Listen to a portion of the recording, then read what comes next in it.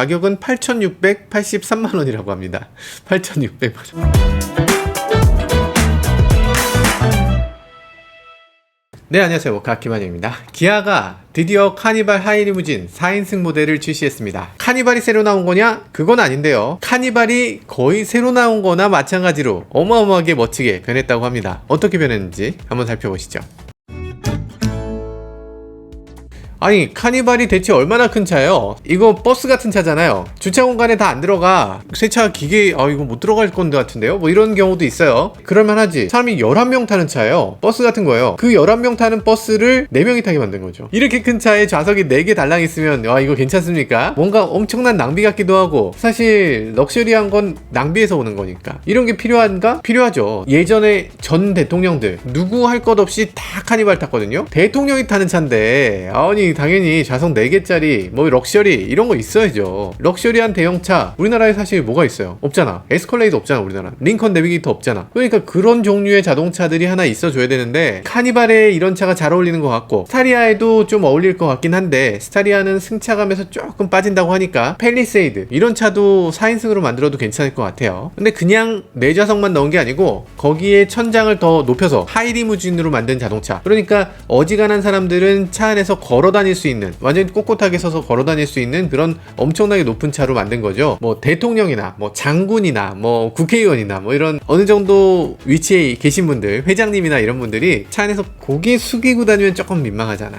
그러니까 고개를 들고 떳떳하게 걸어 다닐 수 있는 그런 높이라는 거죠. 파워트레인도 나름대로 선택을 잘했습니다. 3.5L 가솔린 엔진만 들어있고요. 디젤은 없는 거죠. 디젤 사운드 그거 사실 맞지 않다. 그리고 출력도 좀 부족하다 해서 이거 타시는 분들은 기름값은 아끼지 않을 거야 해서 3.5L 가솔린만 들어있고요. 서스펜션은 전용 서스펜션이 들어가는데, 이 전용 서스펜션이 승차감에서 꽤 많은 차이가 있어요. 이게 무슨 얘기냐면, 기존 카니발은 여러 사람들이 타는 걸 고려했잖아요. 그러니까 적게 4명만 타는 경우도 있지만 거의 꽉 차서 11명까지 타는 경우도 있는 거야. 그리고도 짐도 실을 수 있도록, 성인 70kg 기준으로 해서 11명이 탄다 그러면 770kg잖아요. 근데 만약에 좀 더 무거운 사람들이 짐도 싣고 이러면 거의 1톤도 실을 수 있는 차인 거예요. 1톤의 적재 능력을 가진 자동차면 이 지탱할 수 있는 스프링이 얼마나 단단해야 되겠어요. 그리고 댐퍼도 얼마나 또 단단해야 될 거야. 스프링을 단단하게 만들면 어떻게 돼요? 당연히 승차감이 나빠지겠죠. 스프링이 단단하면 그만큼 차가 이 잔충격을 많이 흡수하지 못할 겁니다. 근데 이 차는 4명만 타면 되니까 상대적으로 훨씬 부드러운 스프링을 써도 됩니다. 일반 승용차급의 스프링을 써도 별 문제가 없어요. 댐퍼도 훨씬 부드럽게 할 수 있고요. 이걸 어떻게 설명하지? 네, 서스펜션이 이런 식으로 여기서 많이 눌린다고 하면 이 스프링이 그만큼 단단한 게 필요할 거고요. 그리고 또 무거운 게 달려있다고 생각해 보세요. 이렇게 하면 이게 띠용띠용띠용 하면서 계속 띠용띠용띠용 할 거잖아요. 계속 띠용띠용띠용 하지 않으려면 이 스프링이 자기 마음대로 움직이지 못하게 이걸 저항을 주면 되겠죠. 약간 저항을 줘서 얘가 움직일 때 조금씩 느려지게. 그럼 결국에는 스프링이 어느 정도만 움직이다가 멈출 거예요. 그걸 하는 걸 댐퍼라고 합니다. 근데 그것도 마찬가지로 무거운 차일 때 더 댐퍼가 강해야 될 거예요. 그래서 사람이 덜 타는 경우에 그에 맞게 고급스러운 그런 승차감을 위해서 댐퍼를 다시 세팅해야 된다는 겁니다. 그렇게 하면 그냥 4인승이라고 그냥 딱 내놓으면 되는가? 그렇지 않을 거잖아요. 아니, 그러면 장점은 별로 없고 사람 못하는 단점만 있는 거야? 그럼 좀 이상하죠. 그래서 이번에 4인승 모델에 적용된 신규 편의사양이 엄청나게 많이 있습니다. 어우, 뒷좌석 보세요. 뒷좌석 진짜 이렇게 멋있어도 되나? 야, 이게 뭔가 초럭셔리로 가고 있습니다. 하이루프, 사이드 스텝, 후방 보조 제동등, 보조 제동등을 위에 하이루프에다 달았어요. 이런 것도 굉장히 세련됐죠. 그리고 하이루프가 기존같이 위에다 그냥 따로 얹은 것 같은 느낌이 아니라 차하고 약간 일체감이 있게 이렇게 만들어진 것도 인상적이네요. 외관에서 보면 여기 기아 새로운 엠블럼이 바뀐 거, 그리고 몇 가지 디테일 이런 것만 다른데요. 그 실내에서 보면 오우, 진짜 고급스럽습니다. 일단 7인치 터치식 통합 컨트롤러라고 써있어요. 터치 디스플레이가 있어서 요걸 터치를 이렇게 하도록 만들어져 있어요. 근데 이게 터치가 패드나 이런 게 아니라 전용으로 디자인돼서 전용으로 이렇게 딱 붙어있는 거죠. 이전에 하이리무진 같으면 리모컨으로 막 이렇게 조작해야 됐던 것들을 리모컨이 아니라 일체형으로, 그리고 디스플레이로 보여지게 이렇게 만들어 놓으니까 굉장히 고급스러운데요. 이거 말고도 스마트폰으로도 조작할 수 있다고 합니다. 스마트폰에 전용 앱이 있대요. 그래서 이 앱으로 시트를 뒤로 앞으로 이렇게 할 수 있다고 하는데 앱이 있네. 이게 굳이 필요한가 싶은 생각은 들어요. 앱이 없어도 될 것 같은데. 그리고 인터페이스도 되게 멋지게 돼 있는 것 같은데 양쪽으로 이렇게 메뉴바 같은 게 있어서 이쪽으로 튀어나와서 몇 가지를 더 조절하게, 이쪽으로 튀어나와서 몇 가지 조절하게 이렇게 만들어져 있는 것 같은데 자세한 것들은 나중에 시승차가 나오게 되면 다시 한번 말씀드리도록 할게요. 그리고 그 밑에 보면 이렇게 양쪽으로 폴딩형으로 뭔가 이렇게 수납 공간이 하나 만들어져 있는데 이것도 멋진 디자인이네요. 후석에 전용 테이블이 있어요. 테이블이 이렇게 나와서 옆으로 이렇게 꺾여지는 그런 테이블이고요. 테이블 자체도 굉장히 고급스러워 보이고 테이블의 크기가 그렇게 크진 않은데 음료수 같은 거 놓고 마실 수 있는 정도, 그리고 노트북 같은 거 놓고 작업할 수 있는 정도로 보이네요. 바닥은 우드 플로어라고 돼 있는데 지난번에도 제가 여러 번 말씀드렸어요. 고급 자동차의 바닥은 어떻게 돼야 된다? 집처럼 돼야 된다. 집은 당연히 우드로 하고 당연히 온돌로 만드는데 당연히 이걸 우드로 해줘야 되지 않냐? 라고 여러 번 말씀드렸는데 아니나 다를까 진짜 우드를 써서 우드 플로어를 만들어 놨습니다. 이게 차에서 우드 바닥이라 멋질 것 같은데요. 되게 가정집 같은 느낌이 들게 하는 그런 바닥이네요. 그리고 발 마사지기가 있죠. 휴테크라고 하는 이 발 마사지 전문 회사인가 봐요. 이게 지금 안쪽에 있거든요. 사장님은 저쪽에 앉는데 사장님이 앉는 쪽이 아니라 그 안쪽에 있어서 이걸 왜 이쪽에 달았을까 하는 생각이 들긴 하는데 아무래도 이게 나와 있으면 승하차 할 때 굉장히 걸리적거리니까 그러니까 안쪽에다 놔둬서 사장님이라도 좀 안쪽으로 들어와서 발 마사지 해라 이런 의도로 이렇게 만드신 것 같죠. 어쨌든 이게 있으면 좋으냐 나쁘냐? 좋습니다. 저는 좋을 것 같아요. 왜냐하면 자동차의 다른 마사지 기능이 마사지라고 하기 조금 거리감이 있어요. 발이라도 제대로 좀 마사지를 해줬으면 좋겠어. 그래서 발 마사지 좋은 것 같고요. 안마의자도 조금 더 제대로 된 안마의자 해주면 좋을 것 같은데 아무튼 뭐 발 마사지라도 있는 게 어디예요. 냉장고가 드디어 들어와 있습니다. 냉장고 좋은데요. 여기 6개의 페리에가 들어가 있군요. 아마 1.5리터는 못 들어갈 것 같지만 어쨌든 뭐 약간 눕혀서 넣으면 되니까. 그리고 수납함이 있는데 여기 신발을 넣을 수 있는 수납함이네요. 뭐 스포츠를 즐기시는 분들 이런 수납함 굉장히 많이 도움이 될 것 같아요. 어쨌든 수납함은 있으면 좋아. 좁을수록 수납함은 많이 있으면 좋아. 네, 여기까지가 4인승 모델에 추가된 신규 편의사양이고요. 사실 리무진 자체도 대단히 좋은 기능들을 많이 갖추고 있습니다. 후석에 스마트폰 무선 충전 시스템 들어있고요. 뭐 이건 당연하죠. 후석에 냉온 컵홀더, 이것도 이제 당연합니다. 뭐 하이리무진 기존부터 있었어요. 그리고 옷걸이가 있습니다. 이게 사실 이 연예인들은 다 필요하잖아요. 연예인들을 위한 옷걸이가 뒤에 달려있고요. 그리고 러기지 수납함, 밑에 수납함이 이렇게 열어서 신발 같은 거 놓을 수 있는 그런 수납함이 있어요. 좋은데? 본격적인 연예인 차거나 아니면 굉장히 높은 자리에 있는 분들은 자기 양복 같은 거가 되게 중요해요. 남들 앞에서 이렇게 프레젠테이션도 해야 되고 하기 때문에 당연히 이런 옷걸이가 별도로 필요할 것 같습니다. 점심 때는 굉장히 중요한 자리에서 연설하고 저녁 때는 나이트 파티, 뭐 이런 디너 파티 같은 거 가고 이렇게 되니까 당연히 필요하죠. 네, 당연히 필요합니다. 실내가 굉장히 개방감이 높다 이런 것들도 뭐 당연히 멋지게 보이는 부분이고요. 커튼으로 완전히 사방을 다 막아주는 그런 주름식 커튼을 갖고 있습니다. 센터 룸램프 이런 식으로 바뀌고 앰비언트 라이트도 이렇게 멋지게 바뀌어 있고요. 그리고 이 앰비언트 라이트도 색상을 다양하게 바꿀 수 있습니다. 무엇보다 우리 집 애들이 제일 좋아하는 건, 어린이들이 굉장히 좋아하는 옵션은 여기 앞에 있는 이 TV예요. 이 TV 있는 거 보면 애들이 그냥